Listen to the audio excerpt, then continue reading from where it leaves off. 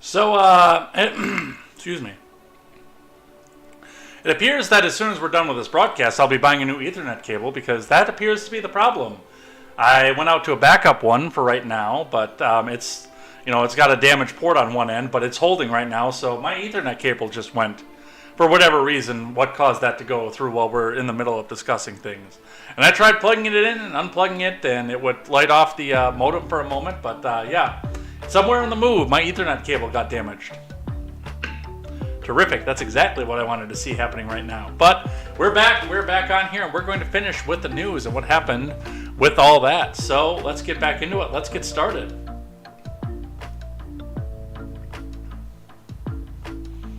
Let's get the live chat back up here. I lost all your live chat, by the way, too, just a moment ago. So I saw that there was some up there, but yeah, just because I had to start a new broadcast, we lost everything. Actually, I can probably head over to the Twitch side. Yeah, Ron Helton came back here. A lot of company in the evenings lately. Maybe they think I'm going to croak and they want dibs on my pet rock collection. Nice. All right, yes, we are back. We're back up here. So we were just talking about Brandon Hughes. Chuck Hughes and his wife Sharon and everything else. And yes, we are now back. So with that, I mean, we talked the whole thing with Damar Hamlin to death.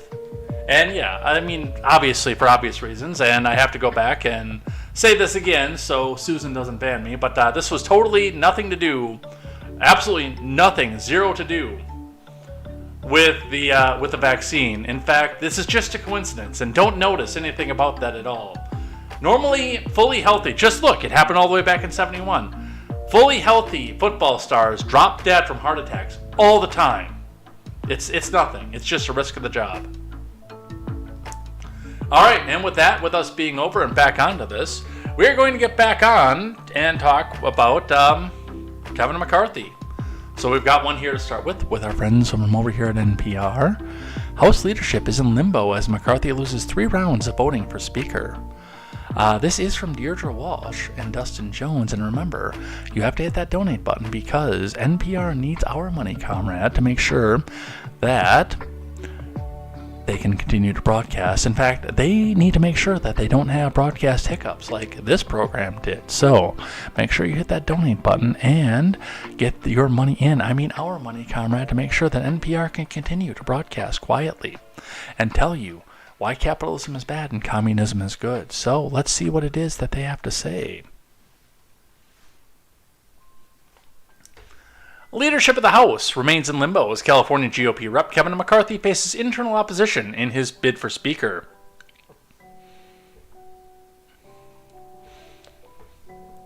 On the first day of the new Congress, McCarthy failed to secure 218 votes necessary to become Speaker of the House in 3 rounds of voting. The House cannot conduct any business, including swearing in new members, until a Speaker is chosen, which, by the way, means that they're running on a skeleton crew. Tuesday's vote was the first time in a century that the election of a House Speaker took multiple ballots to complete.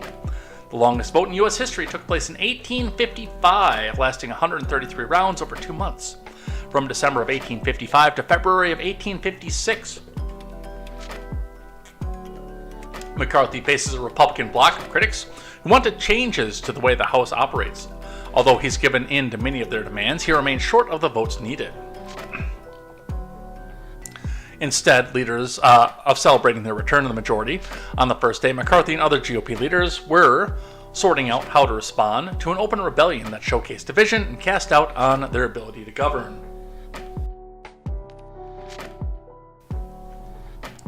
McCarthy maintains that he will not step down and balloting will continue until he can secure the necessary support. They can go through whoever they want to go through, and they'll come to the conclusion they don't.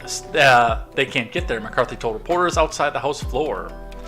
House members voted on Tuesday to adjourn until noon Eastern Time on Wednesday, when a 4th vote is expected to take place.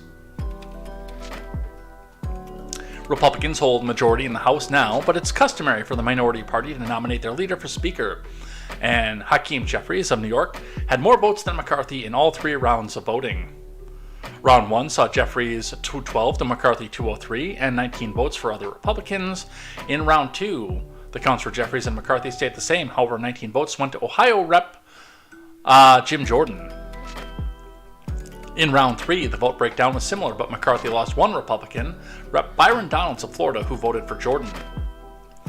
Jordan spoke in support of McCarthy on the House floor just before the second round began, encouraging his colleagues to vote for him. The differences we may have pale in comparison to us and the left, which is now unfortunately controls the other party, Jordan said. So we had better come together. That's what the people want us to do, and I think Kevin McCarthy is the right guy to lead us. I really do, or else I wouldn't be up here giving this speech. Speaking to reporters on Tuesday before he was nominated, Jordan said that he wouldn't want the job. I'm for Kevin, and I've told you guys, I don't know how many times I want to chair the Judiciary Committee, he said. Matt Gaetz nominated Jordan just after the first round of voting, saying that perhaps the person best suited for the job is the person who doesn't want it, which, by the way, is a fair point. But I'm going to tell you right off the bat that no, Jim Jordan, no, that's a no from me. That's a big no from me right there.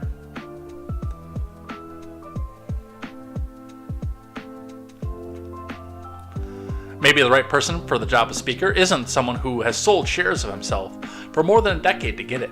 Maybe Jim Jordan is the right person for the Speaker of the House because he is not beholden to the lobbyists and special interests who have corrupted this place and corrupted this nation under the leadership under both Republicans and Democrats.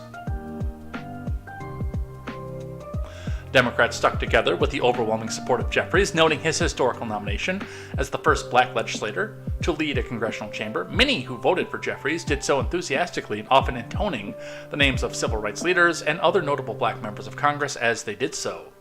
There is no expectation at this point that any Democratic lawmaker will cross party lines to assist McCarthy's path to the speakership. Of those who voted against McCarthy on Tuesday, many holdouts sought and got support for the new rules on how legislation is considered in the House and how oversight investigations of the Biden admin will be structured. McCarthy also agreed to change a rule that would allow a group of 5 members to offer a resolution to remove the Speaker. He insisted for weeks that he wouldn't agree to lower the threshold on how many sponsors are needed to in a motion to vacate the chair because it effectively weakens the power of the Speaker, but McCarthy gave in to pressure from those on the right since he has such a small margin and can't afford more than a few defections.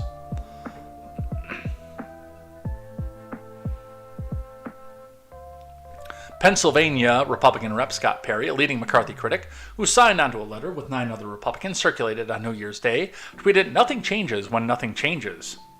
He cited the letter, which states the Times call for a radical departure of the status quo, not a continuation of the past and ongoing Republican failures. Speaking to reporters on Tuesday, Perry said that he and other members planning to vote against McCarthy took a plan to him Monday night, outlining what he needed to do to win their support and thus 218 votes to win. While McCarthy agreed to some of the requests, McCarthy still rejected other demands while bringing a bill to the floor to impose term limits for representatives. We took an offer to him last night with things that are completely and wholly within his purview. He rejected it summarily, Perry said on Tuesday morning. And, by the way, this is Republicans snatching defeat from the jaws of victory. They had it. Now, right in the beginning, they could have gone out and not nominated McCarthy for the role, and I would have been completely okay with this. And Jim Jordan is not the person for this. Neither is Gates, neither is Biggs. As Ron Helton pointed out, the only real person for this job is Thomas Massie, but I don't see that happening anywhere with anything right now, especially given the fact that as bad as Republicans are seen around the country, Libertarians are seen as worse. And Massie definitely falls into the victimization of that. They will mock him relentlessly to make sure that he can never, ever ascend to that role. But McCarthy ain't it, and I said that right from the beginning. From the Associated Press, McCarthy fails in marathon votes for Speaker, House adjourns. From Lisa Mascaro, Farnoosh Amari, and Kevin Freaking Kevin.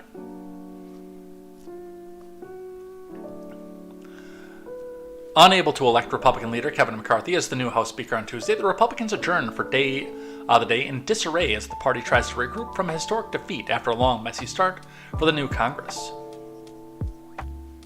The surprise move to end day one shows there's no easy way out for McCarthy, whose effort to claim the gavel collapsed to opposition from conservatives needing 218 votes. In the full House, McCarthy got just 203 in 2 rounds, less even than Democrat Hakeem Jeffries in the GOP-controlled chamber. A third ballot was even worse, with McCarthy losing 20 votes.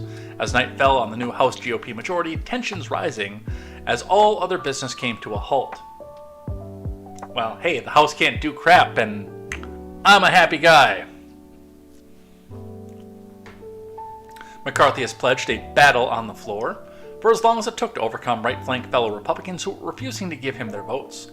But it was not at all clear how embattled GOP leader could rebound after becoming the first House Speaker nominee in 100 years to fail to win the gavel with his party in the majority. Oh, we've got him talking. This ought to be interesting.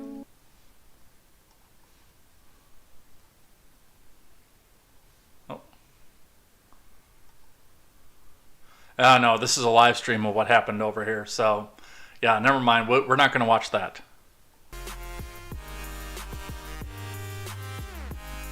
Without a speaker, the House cannot fully form, swearing in its members, naming its committee chairman, engaging in floor proceedings, and launching investigations of the Biden admin. We all came here to get things done, said the second-ranking Republican Steve Scalise in a rousing speech urging his colleagues to drop their protest. Railing against President Biden's agenda, Scalise said, "We can't start fixing those problems until we elect Kevin McCarthy as our next speaker."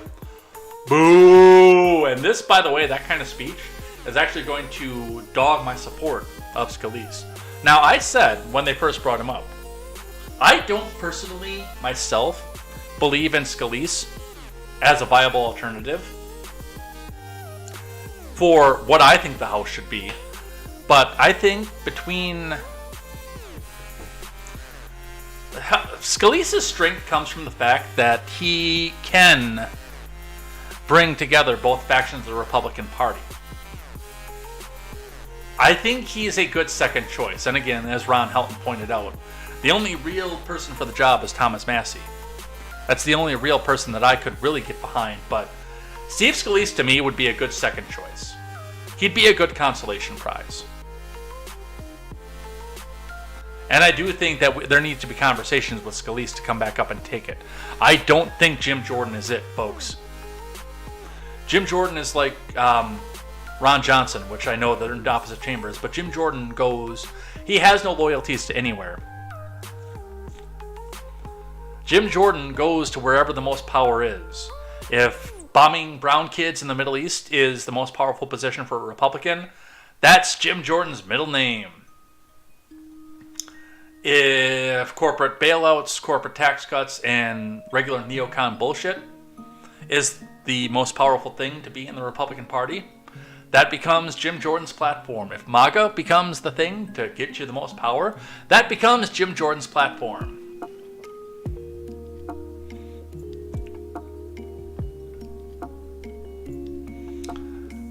But with Scalise being so powerfully all in on Kevin McCarthy, I don't know if I can put my support behind him anymore. But in a vacuum, without that being said, he would be a good consolation prize.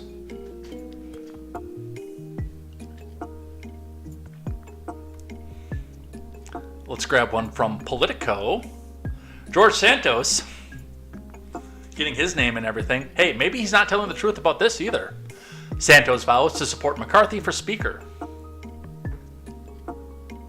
From Nicholas Wu. Representative-elect George Santos promised to support Kevin McCarthy for Speaker as the scandal-plagued New Yorker is set to be sworn into Congress Tuesday despite the darkening investigative cloud over his political future.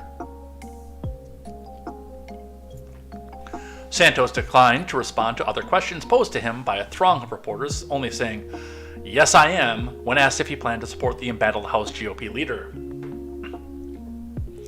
The New York Republican ignored other questions about his background or his ability to represent his constituents while under investigation. Santos had briefly stepped out of his office along with aides and his attorney, though he quickly became lost in the labyrinth tunnels between the House's office buildings. The office had appeared closed earlier Tuesday with newspapers stacked outside. The member-elect faces a mounting list of investigations and some criticism from his fellow Republicans. He has faced questions about multiple fabrications of his personal background, including his faith, his college attendance, and his work for Goldman Sachs and Citigroup. Santos has dismissed his previous false statements as embellishments. Additionally, Brazilian prosecutors are reviving a fraud case against him related to an '08 incident involving a stolen checkbook, the New York Times has reported. And again, we don't know if he's actually going to vote for support McCarthy. But he's a politician, so he's going to speak out of both sides of his mouth anyway. So I don't really know why that's a big deal anyway. Let's grab one from CNN. A video from CNN. CNN reporter explains why GOP is furious. Let's listen.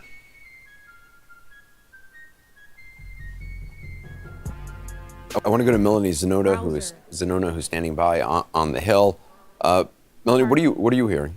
Yeah, so Anderson, as this vote has been dragging on, the anger and frustration inside the GOP is really growing.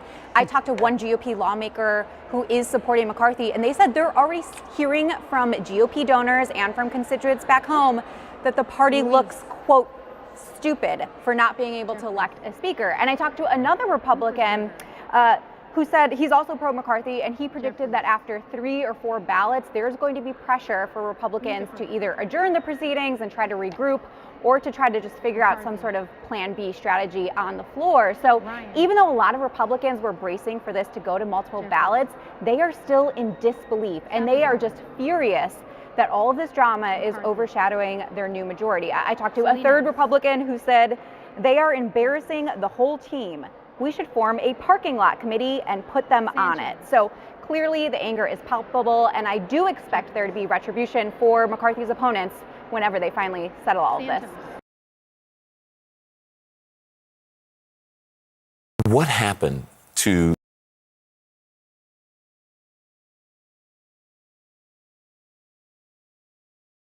And what they're saying is, absolutely correct. And when you look back at some of this, part of the problem is that CNN is going to support the Uniparty. They want McCarthy to be there. They don't want the MAGA agenda to take off, to have any strength, to have any teeth.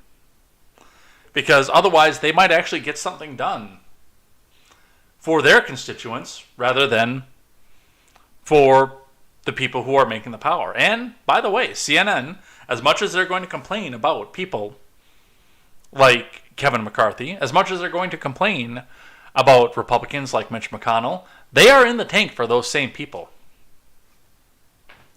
And that's not going to change. From the Daily Wire, Republican defectors opposing McCarthy galvanize support around another candidate. Yes, the conversation about Jim Jordan, who, again, ain't it.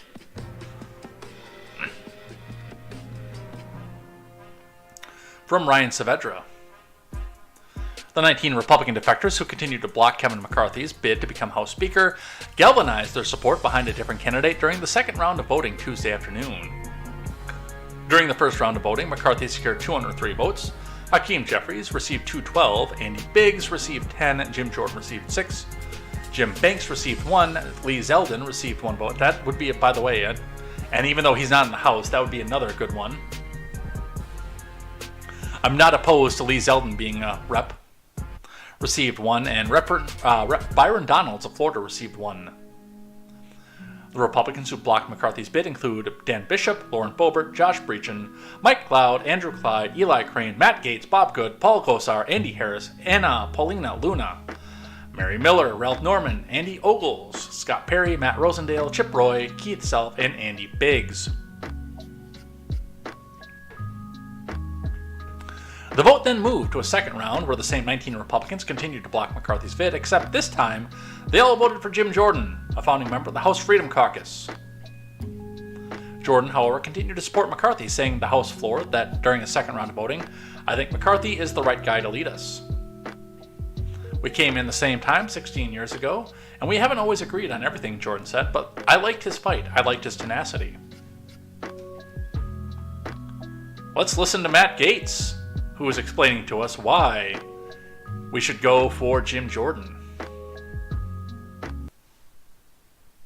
Today, humble to a fault, maybe the right person for the job of Speaker of the House isn't someone who wants it so bad. Maybe the right person for the job of Speaker of the House isn't someone who has sold shares of themselves for more than a decade to get it. Maybe Jim Jordan is the right person for Speaker of the House because he is not beholden to the lobbyists and special interests who have corrupted this place and corrupted this nation under the leadership of both Republicans and Democrats. Today, humble to a fault.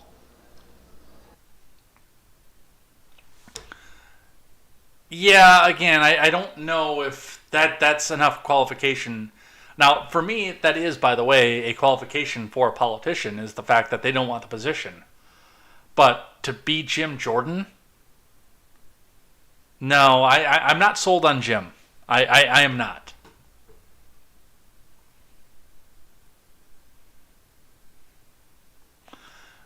Some consequences if this doesn't go through. From Politico, House committee staffers face no pay if Speaker isn't decided by January 13th, officials warn.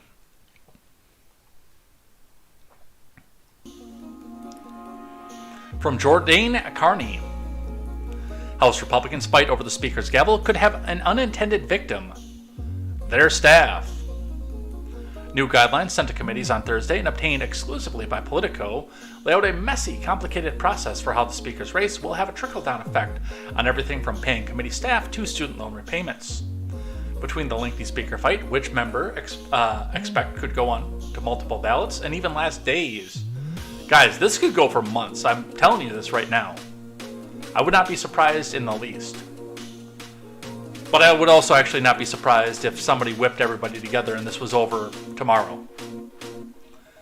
There's an equal chance in my mind of this going on until like April or finishing up tomorrow.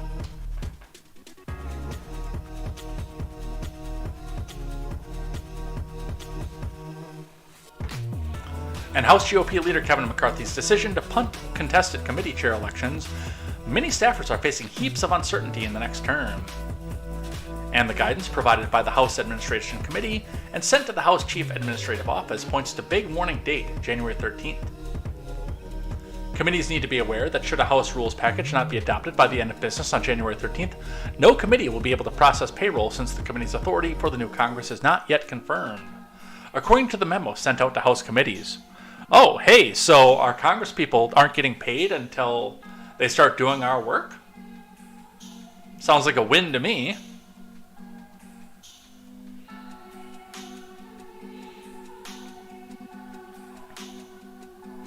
Also, according to the guidance, if by the end of January 13th the House hasn't adopted a rules package that outlines how the chamber will run next year, committees won't be able to process student loan repayments. That means House employees enrolled in the 10-year student loan forgiveness program may face breaks in service, which can affect both retirement and whether they qualify for loan forgiveness.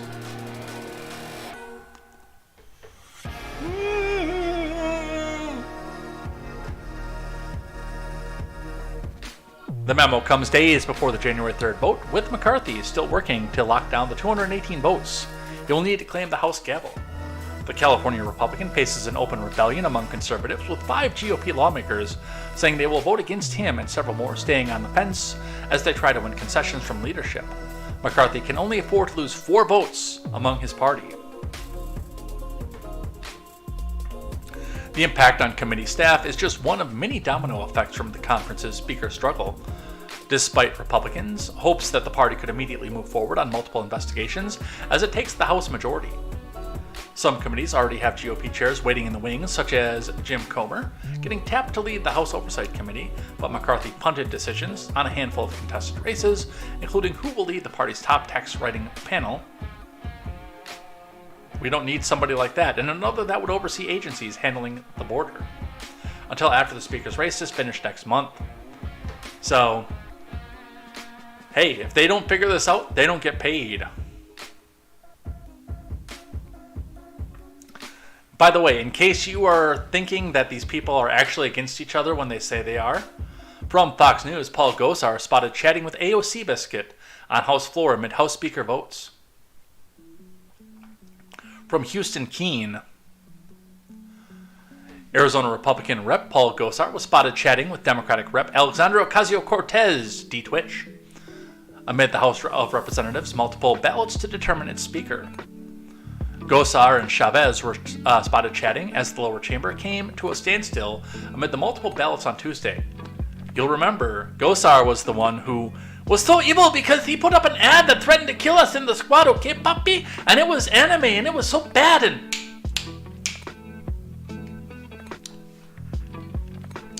The pair had what appeared to be a lively conversation as the House geared up for its second Speaker's ballot. Gosar was censured by the House last year for posting a violent anime video depicting Ocasio-Cortez dying. You morons. It is unclear what the two lawmakers were talking about initially. However, a spokesperson for Gosar told Fox News Digital, Paul was sharing with AOC that the combustion engine was actually a miracle of engineering that people take for granted today. Yeah, I'm sure that's what it was. Let's see, because again, we had to archive this because of Fox News, and please turn off your ad blocker, but let's get a timestamp, 7:14 today. Let's see what this video actually looks like.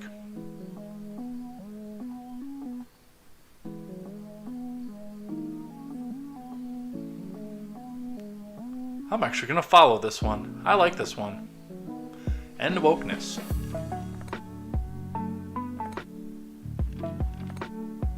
There's the Yuma border shipping containers too, by the way.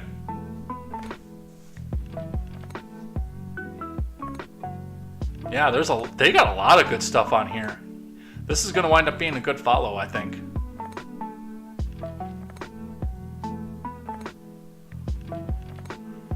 Where's the AOC conversation?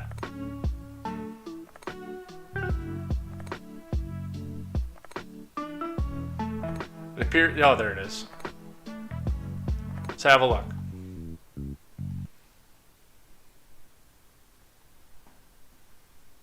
No audio.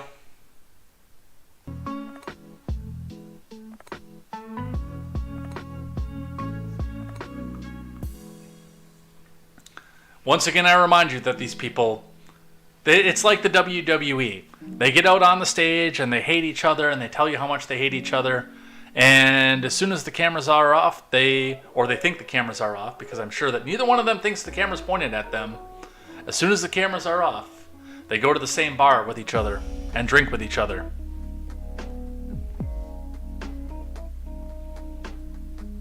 Alright, from the Daily Wire, Watchdog calls for congressional investigation into useless FBI stats showing decline in anti-Semitism.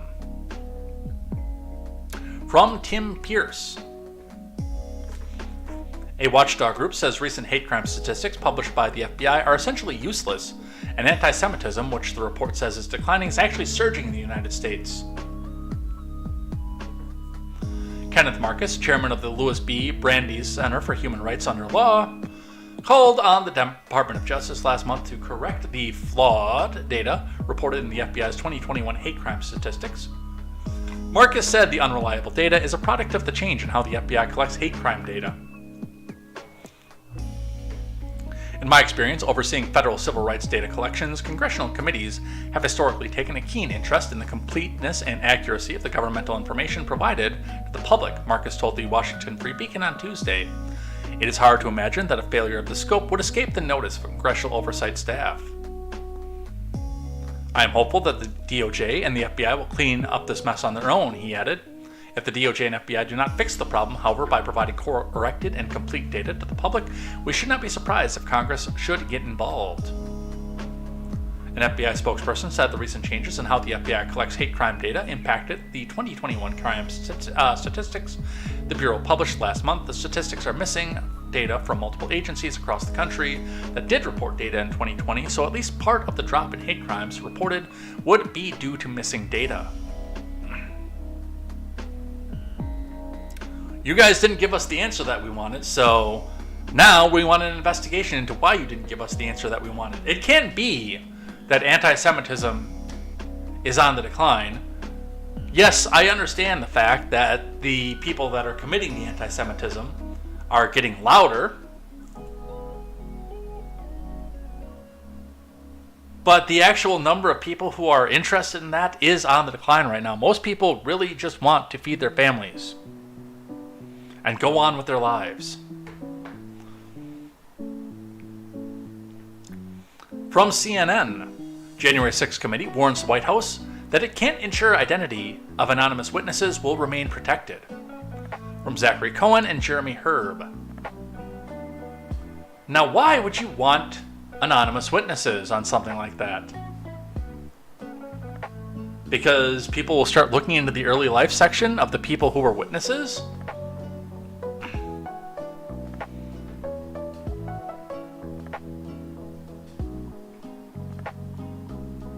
The House January 6th committee has warned President Biden's White House that it cannot ensure the identity of personnel who cooperated with its probe on the condition of anonymity will remain protected once the panel dissolves on Tuesday.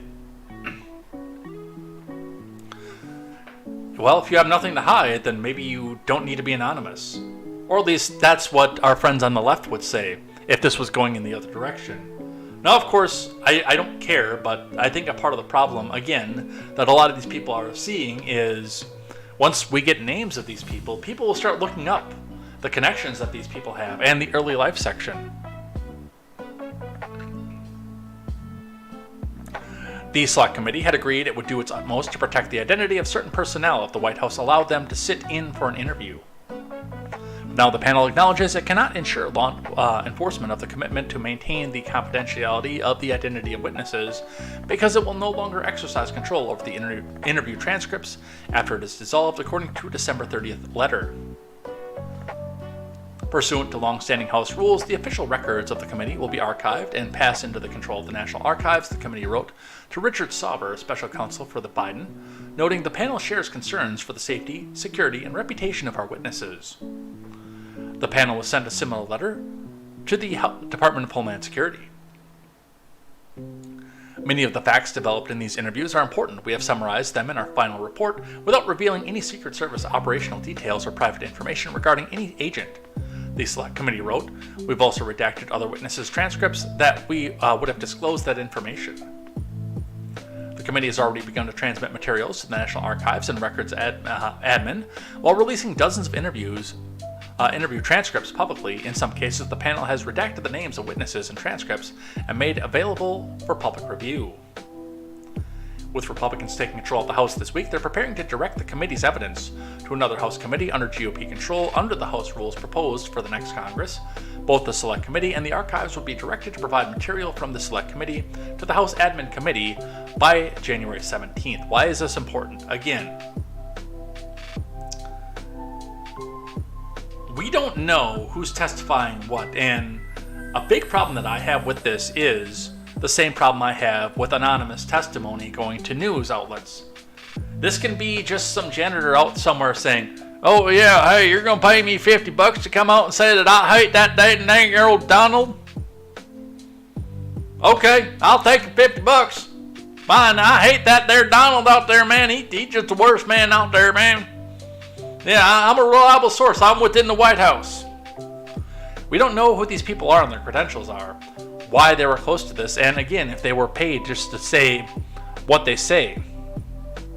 I don't buy any of this, and as anonymous as well, none of them can be cross-examined. But that was the whole point of this entire kangaroo court. Doesn't go to the DOJ because anybody that's a witness, if this were actually a trial, could be cross-examined. Instead, we get to go paint a picture with absolutely no pushback from anywhere else. Hence why they chose Liz Cheney and Adam Kinzinger instead of Jim Jordan and Matt Gaetz, who were supposed to be on the panel if McCarthy had had his way. And we have a cross somewhere. Another one from the Daily Wire. Katie Hobbs forbids reporters when sworn in as Arizona governor. Yeah, this sounds like an absolutely transparent government. From Daniel Chayton. Katie Hobbs barred reporters from being in attendance to cover her inauguration as governor of Arizona on Monday. The Democrats' team allowed only a single photographer from the Associated Press into the room at the state capitol while directing others to instead watch the event via live stream. According to a local reporter, Stacey Barchenger, media did set up outside the event. Arizona's 24th governor, Katie Hobbs, assumed power at 10 a.m. on Monday, and in her first official act, she decided to take the public business private. Not a great start, tweeted Lori Roberts, a columnist for the Arizona Republic. Stacey Barchenger also tweets out, "New year, new leadership in Arizona, new stakeouts because reporters aren't allowed into the 10 a.m. swearing-in of incoming Governor Katie Hobbs. Here's Adrian Fontes arriving for the joint swearing-in." As Roberts pointed out in a column, the restricted access deprived reporters the ability to ask questions of officials who are now leading the state. Yeah, you're not going to be able to ask a lot of questions unless you're pre-selected. Honk honk.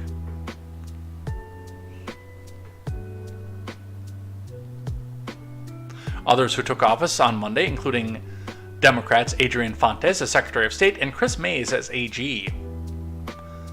Roberts also noted Monday that it was a state holiday and Hobbs will participate in ceremonial inauguration on Thursday. Still, she added, Hobbs decided to take the public's business private in her first official act, part of a celebratory affair funded by secret donors.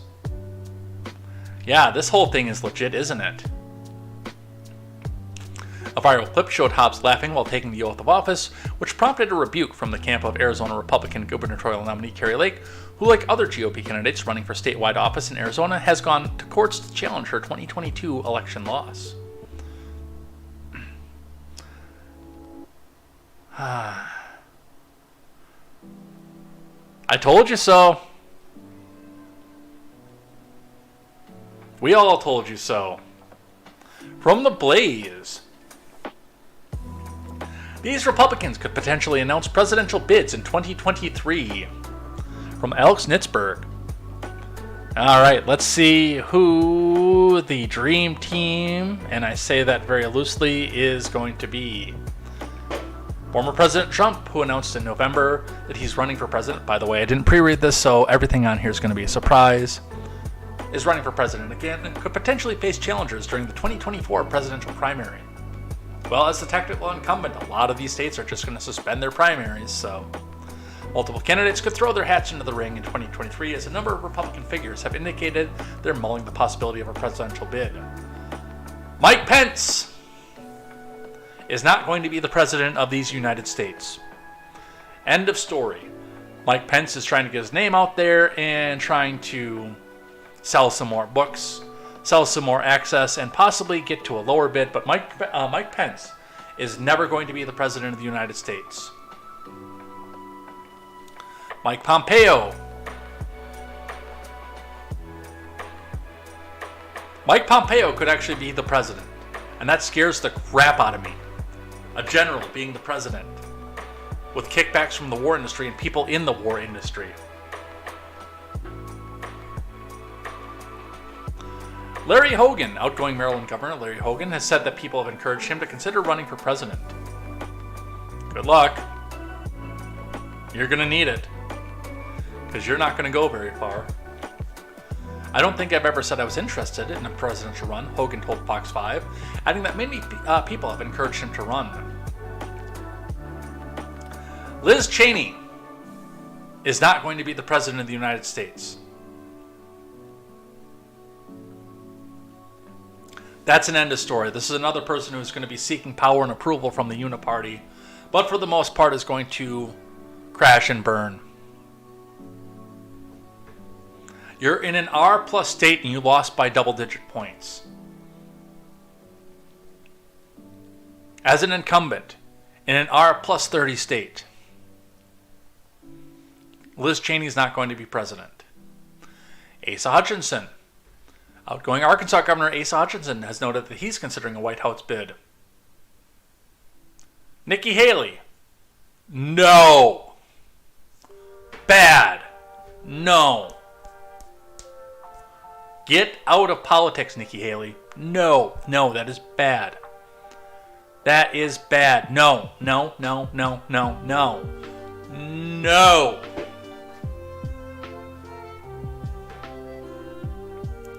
Ron DeSantis, I don't think he's going to do it. I think he's being astroturfed in to make a messy primary, to make a civil war in the GOP, but I don't think he's going to.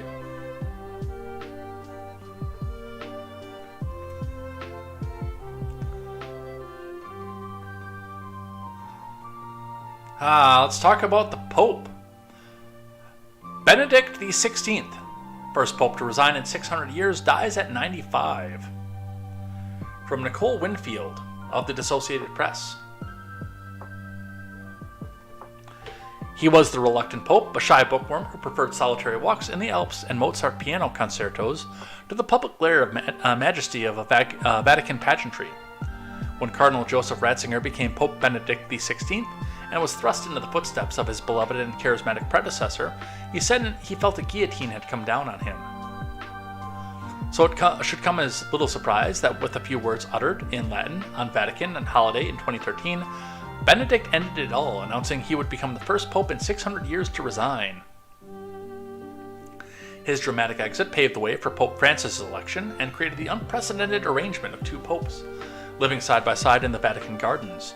And it likely won't be a one-off, given that Francis has said Benedict opened the door for other popes to follow suit. Francis praised Benedict in comments on Saturday during a New Year's Eve service held at St. Peter's Basilica. Only God knows the value and the strength of his intercession, of his sacrifices offered for the good of the Church, Francis said. The Vatican announced that Benedict died on Saturday at his home in the Vatican at age 95. Francis himself will celebrate Benedict's funeral mass on Thursday, to which only Italy and Germany were asked to send official delegations, closing out on an unprecedented chapter in the history of the papacy, with a reigning pope eulogizing a retiring one. The intellectual German theologian, whose mission was to reawaken Christianity in a secularized and indifferent Europe, was forced to shoulder the brunt of sexual abuse scandal that festered unattended under John Paul II. Then, as he planned to make a quiet exit from the papacy, another scandal erupted when his own butler stole personal papers and gave them to a journalist, leading to revelations that laid bare the need for a reformer pope to clean up the Vatican's act. And instead we got Francis, by the way. In between crises, Benedict pursued a single-minded vision to rekindle faith in a world that he frequently lamented seemed to think it could do without God.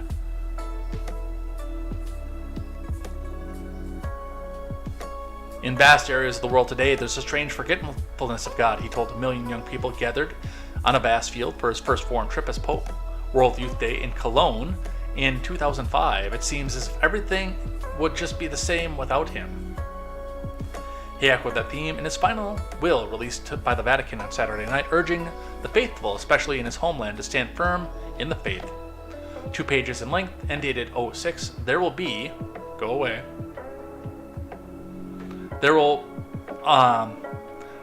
The will also touched on a theme dear to his heart of the beneficial dialogue between faith and reason. So, big F's.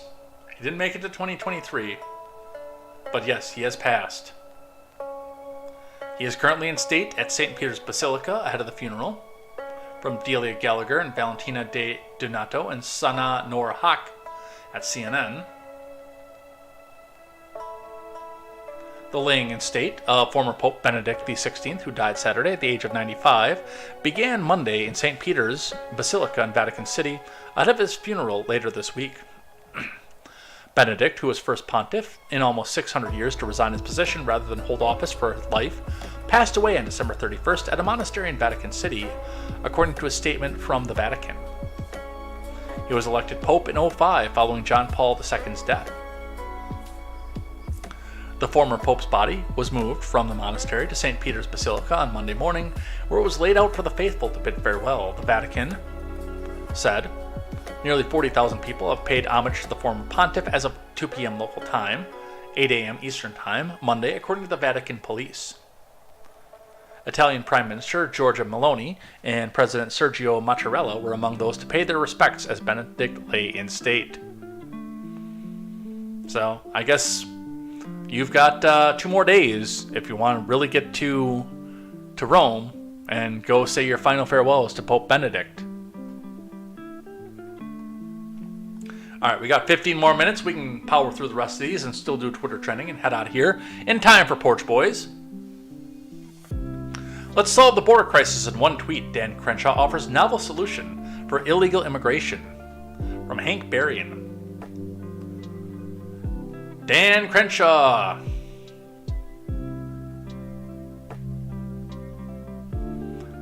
Crenshaw, fed up with the lassitude of the Biden admin, has shown dealing with huge numbers of illegal immigrants crossing the border, offered a novel suggestion to fix the problem. Let's read. Let's solve the border crisis in one tweet. Instead of spending billions more on processing, spend more money on jet fuel. Pack planes full of migrants who cross illegally and deport them immediately. The crisis will end within months. But you're not being humanitarian. They're going back to places where they might die because they're political enemies.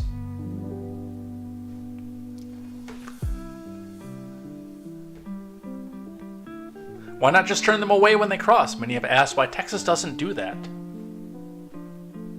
Because we have a river. Once they're in the river, they're within our jurisdiction. We can't physically secure the Rio Grande. Even if we did turn them back, they'd cross somewhere else. So you need jet fuel, he reasoned. You need to be sending people far away from the border, thus making it unimaginable for someone to make the journey all the way north if they're just going to be sent back home. Then Crenshaw turned the problem of repatriation, noting former President Trump had found a successful way to encourage Latin America to cooperate. And if the State Department... let's read this. If the State Department can't negotiate agreements for the repatriation, think Cuba and Venezuela, then versions of Remain in Mexico policy must be aggressively pursued.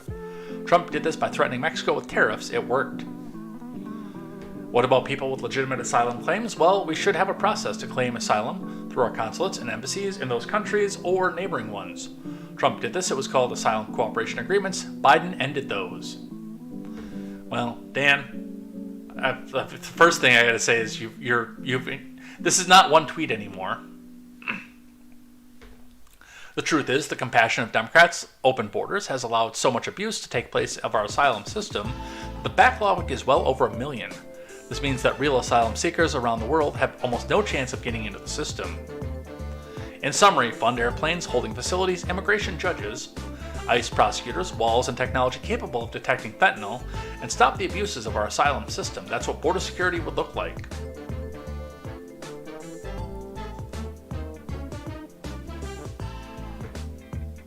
And then our friends in the LP would come out and say, but travel is a human right.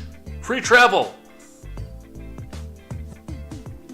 Southwest getting into the news again with a solution for what it is that they had going on. Southwest Airlines offers travelers 25,000 reward points as gestures of goodwill. From Amy Peachy at CBS News. Southwest Airlines, which angered customers with thousands of cancellations over the holidays, is offering 25,000 frequent flyer points to travelers who were affected by the epic meltdown. Southwest CEO Bob Jordan wrote in a letter to impacted travelers that the 25,000 points have a value of more than $300, will never expire, and carry no blackout dates, according to the points guy's Zach Griff, who posted an image of the offer on Twitter. Southwest said in an email that they're providing 25,000 points to people whose flights were canceled or delayed for more than 3 hours between December 24th to January 2nd. The airline said that it will give 25,000 points for each paid and ticketed flyer on their reservation. I hate to say this, but with the inflation and everything else, that's like one flight. You're giving away one flight for all the hell that you put these people through. The offer comes after a Dallas-based carrier canceled thousands of flights every day between December 22nd and January 1st, upending many passengers' holiday plans. The airline blamed winter weather for the flight disruptions, but other airlines that experienced weather-related issues quickly regained their footing, insisted U.S. Secretary of Transportation Pete Buttigieg in a December 29th letter to the airline.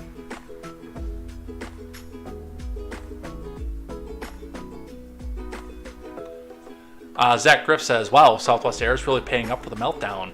I just received an apology email signed by Bob Jordan with 25,000 rapid rewards points per person worth $300+. This is in addition to the $39 refund, $149 reimbursement, and $250 travel voucher I already received. So 2 flights, round trip, you'll get off of this. I don't know if that's enough or not. I guess if it's not, we'll start hearing about it from Pete Buttigieg once again.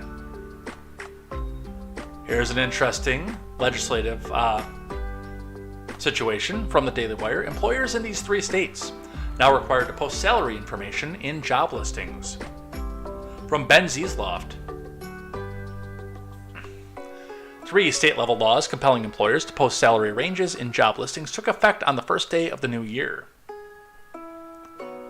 Companies in California, Washington, and Rhode Island now have to provide payment information to prospective employees. Approximately 71% of companies already post pay ranges and notices for open positions, according to an analysis from the job listing platform Indeed.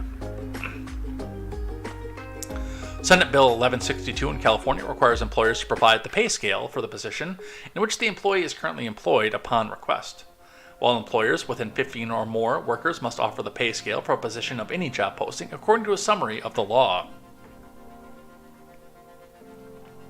The statute, which will impact Disney, Uber, Apple, and other leading corporations, requires firms to submit a pay data report to the state's civil rights department that includes the median and mean hourly rate for each combination of race, ethnicity, and sex within each job category. The Equal Pay and Opportunities Act in Washington says employers must disclose each posting for each job opening, the wage scale or salary range, and a general description of all the benefits and other compensation be offered, according to the text of the law, which likewise entered into effect on January 1st and applies to firms with 15 or more employees. The new statute will apply to companies such as Starbucks, Microsoft, and Amazon. The Pay Equity Act, enacted by Rhode Island on January 1st, also mandates that during the course of employment, upon an employee's request, an employer shall provide the wage range for the employee's position. According to the bill's text, companies must provide payment information to applicants upon request and are barred from retaliating against current or prospective employees who inquire about payment information. Supporters of salary transparency legislation assert that offering pay information reduces disparities and encourages more applicants. Salary is one of the most important pieces of information that job seekers value when looking for a job. Indeed, Chief People Officer Priscilla Corin-Tang remarks in analysis, and wanting more insight into expected salary range of a job is one of the top pieces of feedback that we receive from job seekers.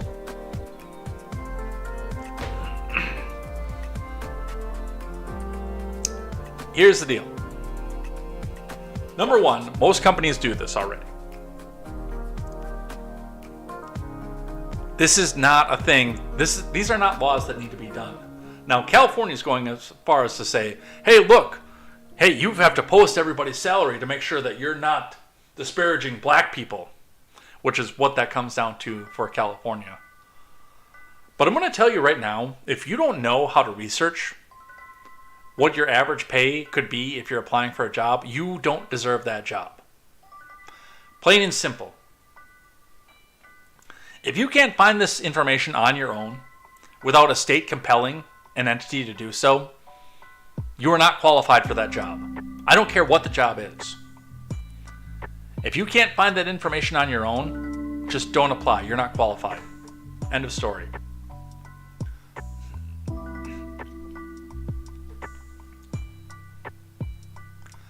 I'm going to save this one and skip this one because we are running up on the clock. But I wanted to... you know what? We're up on the clock. I'm going to save the rest of these two. We're going to talk about these last three tomorrow. So I'm going to dock these over here so we know to save them and come back to them.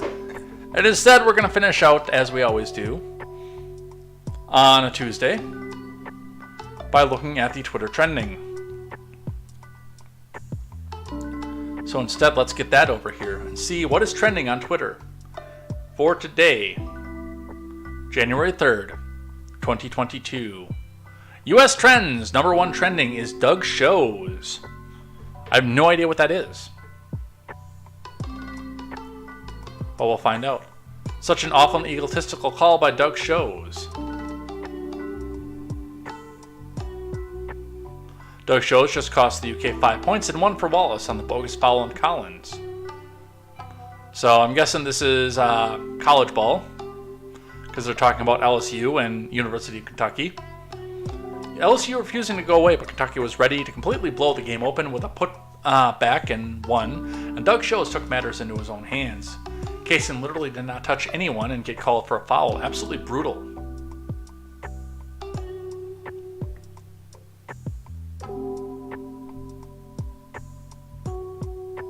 So this was called a foul on Kaysen Wallace.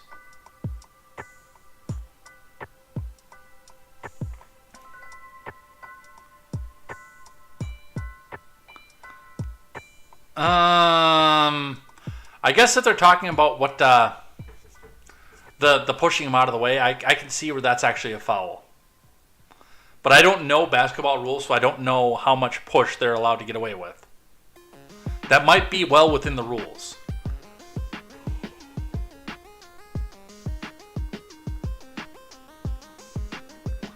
All right. Number 2 trend, obviously, Republicans and GOP clown show. Hodge twins asking who should Republicans vote for Speaker of the House, with Thomas Massey in there. Let me put that one in there. A bunch of people are saying Jim Jordan because basically they're being told to. Bo Snerdley, the producer for Rush Limbaugh, there are Republicans who weeks ago began speaking with Democrats about voting for Kevin McCarthy if this happened. We don't know if they're willing. The vote for Speaker requires only 218 members. Each member can vote for whoever they want to, regardless of party.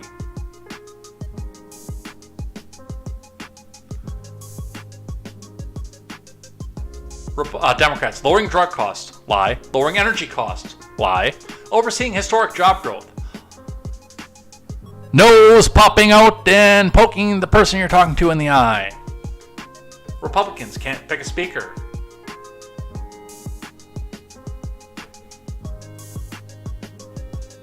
So a lot of people talking about the speakership.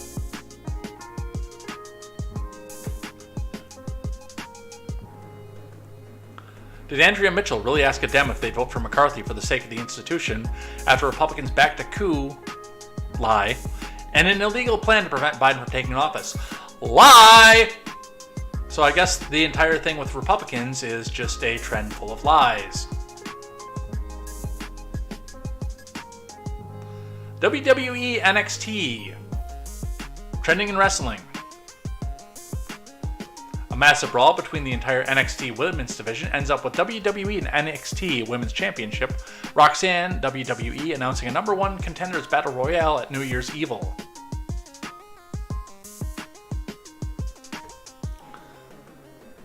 I don't know what NXT is, by the way. But apparently there was a big brawl at the first hour of NXT. I mean, we can watch it. It's up here.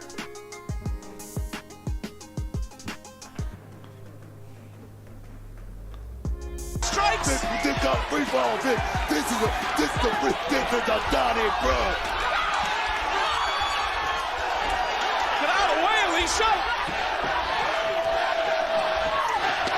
Oh, I agree.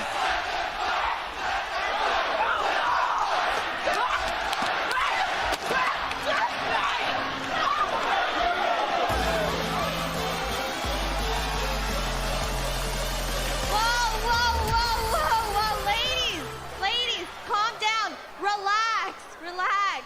You don't need to fight each other. Because I was just informed that next week there will be a 20-woman battle royal. And the winner will be the first woman to face me for the NXT Women's Championship at Vengeance Day. Good luck, everybody. Book out enough, relax. And they went back to fighting. To use. Back to the action. Back to the action bit. Back to the action.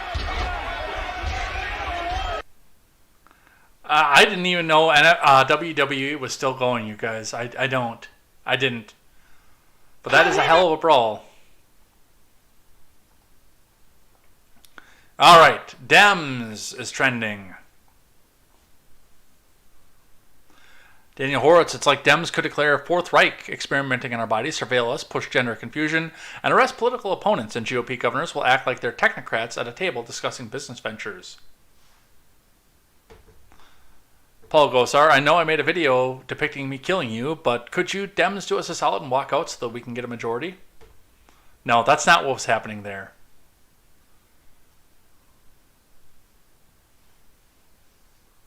So, probably more arguments about, Kristen Lamar. President Trump did not shut down a single state in 2020, even though Dems media kept begging him day after day to issue an unconstitutional nationwide shutdown. He never did it. Governors shut down their states unconstitutionally. Mayors shut down their cities unconstitutionally.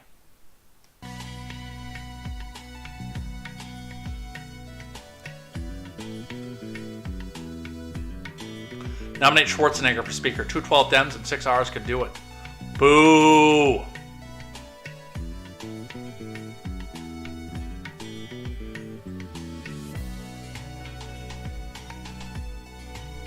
Well, they're going to keep fighting. Oh, what does the ever-intelligent Marjorie Taylor Greene, the plant, have to say?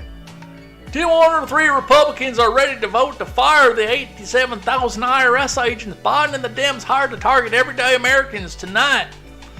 19 people are holding the country hostage. That's your caucus, you dumb bitch.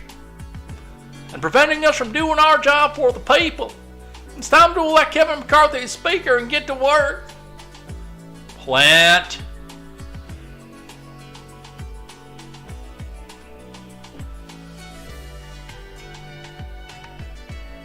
Okay, well, there's that. And the last one, Bart Scott is trending with prayers for Damar. Every single Ravens fan was just hoping Damar Hamlin's okay, then Bart Scott had to go and make us look bad. What a clown. Bart Scott has the audacity to blame T. Higgins after basically calling for the rest of the AFC North to end Burrow's career. What did Bart Scott do? How can Bart Scott still be allowed on TV? Last year he basically said there would be a bounty on Joe Burrow when they played the Ravens the second time. Now he's blaming T. Higgins for what happened Monday night. So apparently Bart Scott, who I don't know who that is, probably an announcer or somebody for the oh yeah, he's an announcer. On ESPN, Bart Scott blamed Bengals wide receiver T. Higgins for the incident with Damar Hamlin. Once again, Bart Scott with a terrible take. Dude should be on television. Let's listen. And then we will call it a night after this. Intentionally, what exactly did T. Higgins do last night to Hamlin? Well, right before the tackle, he lowers his helmet and he kind of throws his body into his chest. He's standing up because he's thinking he's got to chase T. Higgins at an angle to make a tackle. So he didn't expect T. Higgins to launch his body back into him. You know, it's one of those things that a lot of times you sit as a linebacker, unblocked, unengaged running back comes through the hole, and he knows that contact's coming, so he lowers his helmet, and you can't get underneath him, so he's able to get into you, and your chest is exposed.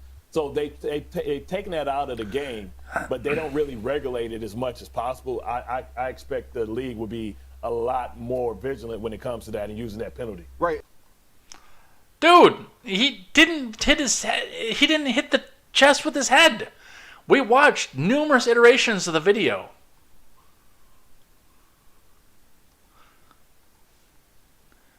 The head hit the shoulder.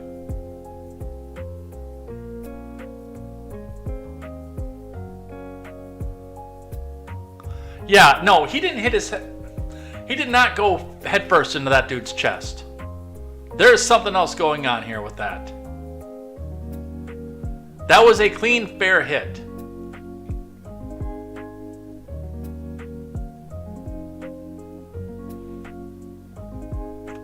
Blame T. Higgins for that. No.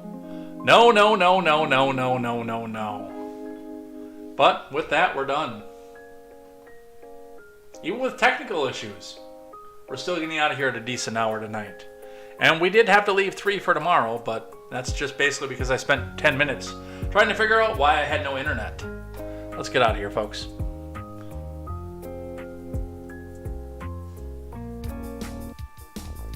All right, so everybody, thank you very much for coming by and joining me for both halves, because I saw that you guys were starting to pile in on the first half of Contemporary.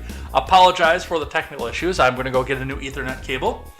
I'll probably get one off Amazon, or I'll run over to Best Buy over the weekend here. We'll see if we can nurse our way through the rest of the week here. But yeah, I'm going to go get a new Ethernet cable because this one is apparently garbage. So that'll be coming up here in the near future. Hopefully we'll get a better connection off of that. But join us here tomorrow, 6 p.m. Central Time, for more news, more headlines, and possibly one contiguous Contemporary, not 2 pieces of it like we had, 2 halves of it like we had tonight. You are welcome to join me as we go join in with the Porch Boys already in progress.